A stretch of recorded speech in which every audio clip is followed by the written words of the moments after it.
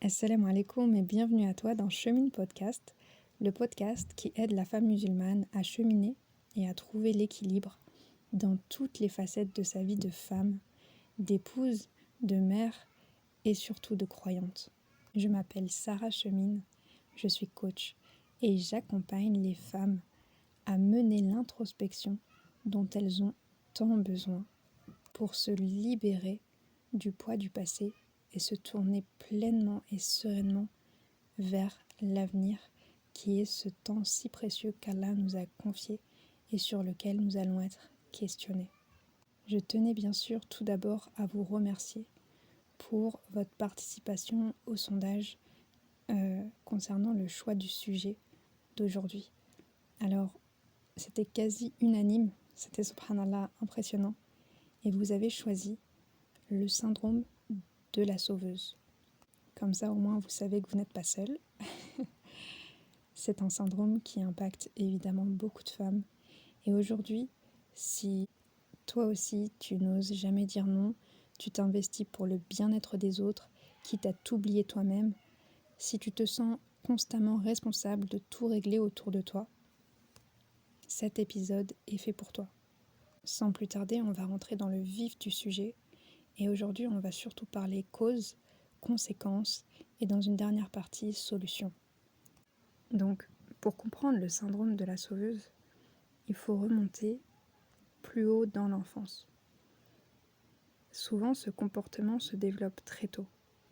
Certaines d'entre nous ont grandi en portant une charge émotionnelle qui ne leur appartenait pas, comme prends soin de ton frère, de ta sœur, sois forte, sois gentille.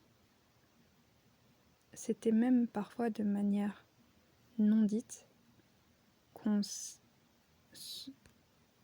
s'identifiait à la fille qui ne doit jamais dire non.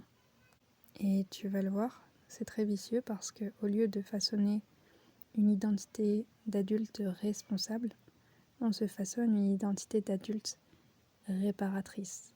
Et il y a une nuance très forte à comprendre, c'est que on se charge de responsabilités qui ne sont pas les nôtres. Le syndrome de la sauveuse, c'est aussi bien sûr souvent dû à des blessures. Par exemple, ça vient solutionner la peur de l'abandon ou du rejet. Pour beaucoup, ce besoin de sauver les autres est une manière inconsciente d'éviter le rejet. On pense que si on devient indispensable, si on règle les problèmes, on ne sera pas abandonné. Ensuite, ce comportement est aussi dû à la quête de validation extérieure. Si ta propre estime de toi est faible, tu peux chercher à te valoriser en te rendant utile aux autres. Mais en réalité, ça t'éloigne de toi-même. Et enfin, d'un point de vue spirituel, le syndrome de la sauveuse, c'est une mauvaise compréhension de la générosité. En tant que croyante, on sait qu'aider les autres est une vertu. Mais parfois, cette intention se transforme en excès et on pense qu'il faut se sacrifier pour être une bonne musulmane. Et pourtant, Allah ne nous demande pas qu'on s'épuise pour les autres, mais qu'on agisse avec justice et équilibre. Ce que ça induit de vouloir constamment sauver les autres, c'est tout d'abord un épuisement émotionnel et physique. Quand on s'oublie pour les autres, on finit par se sentir littéralement vidé. Et ça peut mener à des burn-out, beaucoup de frustration et même parfois des maladies liées au stress. C'est vraiment ça la conséquence ultime d'être déconnecté de soi trop longtemps. C'est quand ton propre corps se met à t'alerter.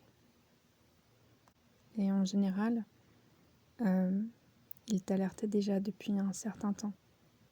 Et c'était juste impalpable pour toi. C'était des choses que tu ne prenais pas en compte.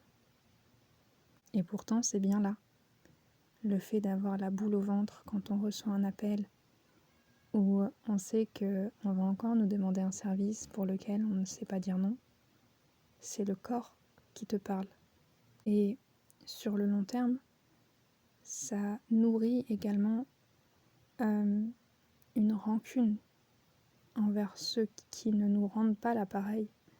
Quand on se donne sans limite, on finit par attendre des autres qu'ils se donnent de la même manière et on se sent en fait utilisé, pas reconnu.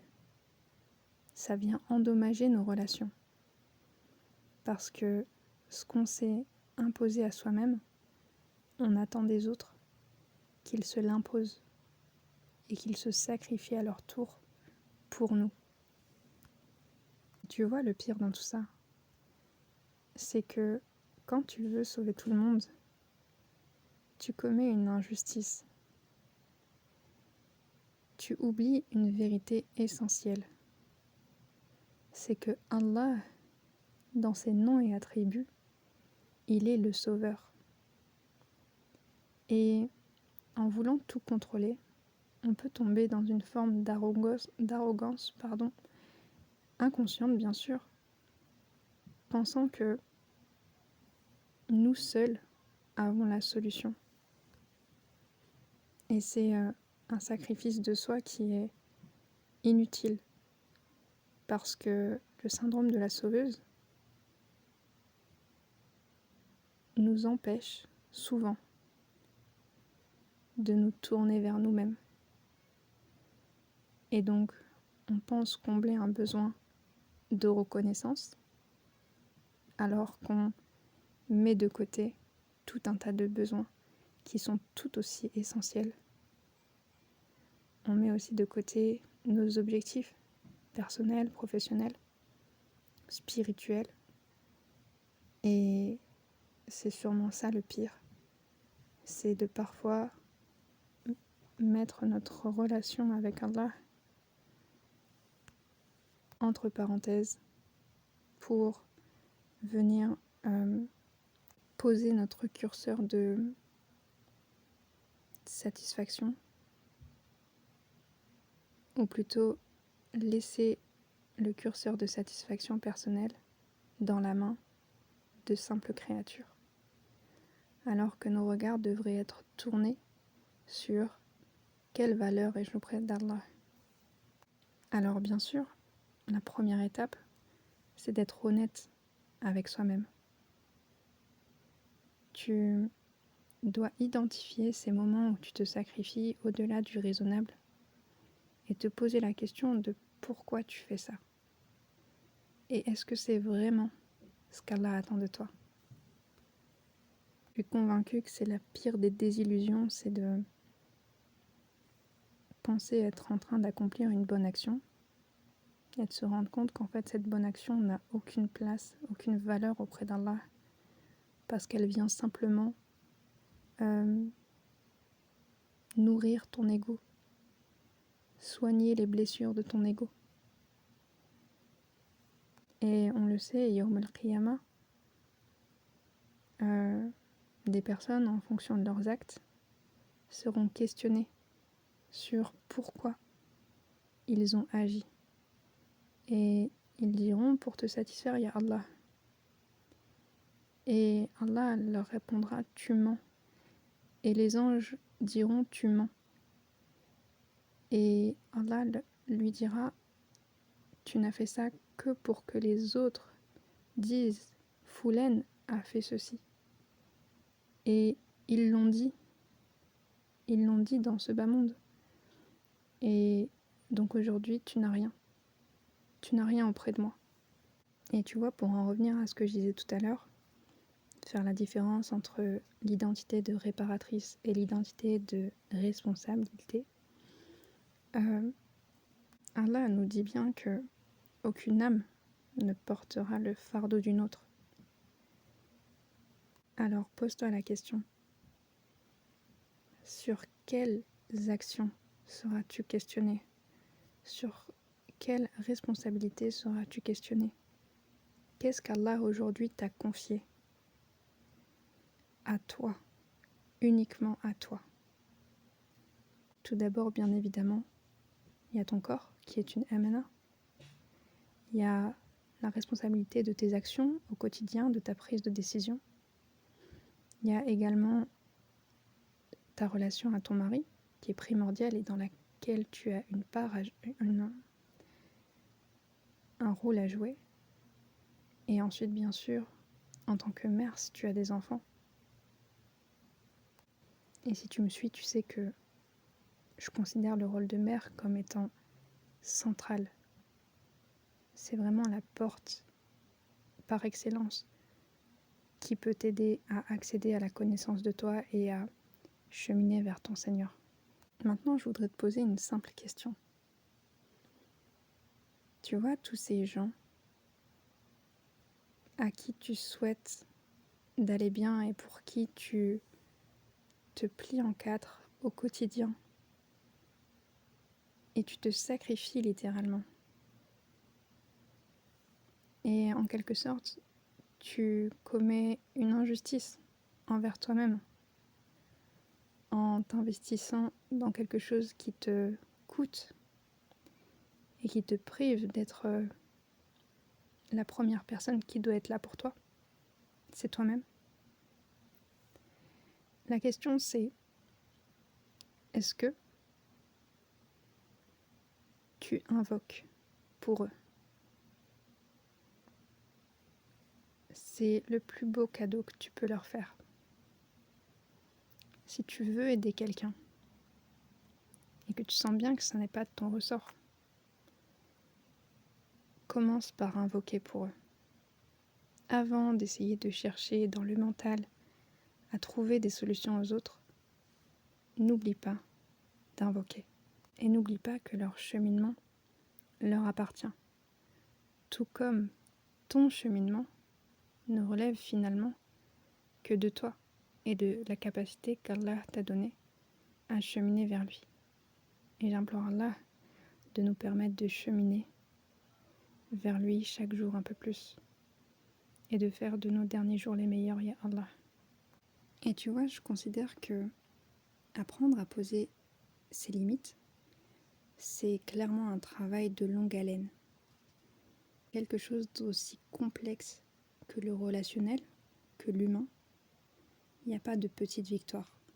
Donc, je ne vais pas grossièrement te dire apprends à dire non et te laisser partir comme ça. Ce serait trop facile.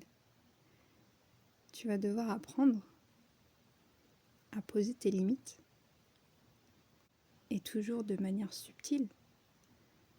Parce que si ton intention c'est de maintenir par exemple les liens de parenté, et ben cette subtilité dans la manière de décliner,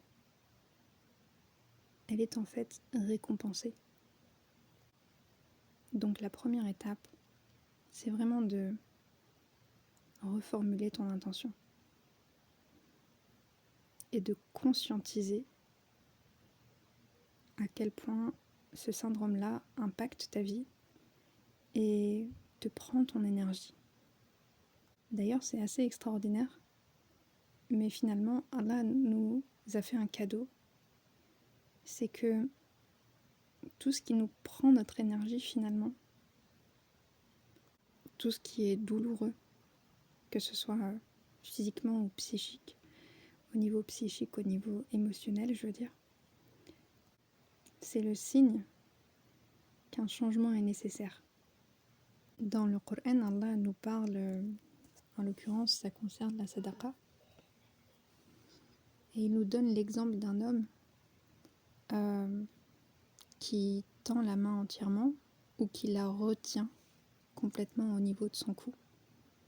Et il nous dit de trouver en fait le juste milieu entre la personne qui donne tout ce qu'elle a et la personne qui se replie complètement sur elle-même, quitte à couper des relations. Il faut trouver l'équilibre, l'endroit où on donne de nous et ça reste ok pour nous de le faire. On ne le fait pas par manque d'estime de soi. On le fait au contraire avec une haute estime de soi, une considération forte que chacune d'entre nous est une créature d'Allah, digne d'attention et digne d'être aimée, digne d'être aidée en cas de besoin. Et quand tu assainis tout ça, en fait, tu fais un énorme cadeau aux personnes qui sont autour de toi. Parce que tu invites de manière très subtile les personnes qui se déversent sur les autres, qui se victimisent, qui en demandent trop, à se re-responsabiliser. Parce que les personnes qui ont fui leurs responsabilités sur Terre auront vraiment un réveil très brutal le jour de la résurrection et qu'Allah nous en préserve. Je t'assure que tu leur rends un très grand service en n'acceptant plus de participer au déséquilibre dans la relation. Voilà, c'est tout pour aujourd'hui. J'espère que cet épisode t'aura aidé à y voir un peu plus clair et peut-être t'aura donné ce courage dont on a parfois besoin pour simplement dire non ou même accepter de ne pas être perçue comme la gentille fille, comme celle qui dit oui à tout et qui est toujours là pour les autres. J'attends vos retours avec impatience comme d'habitude et je vous dis à la semaine prochaine, Inch'Allah. Qu'Allah vous protège. Assalamu alaikum wa rahmatullahi wa barakatuh.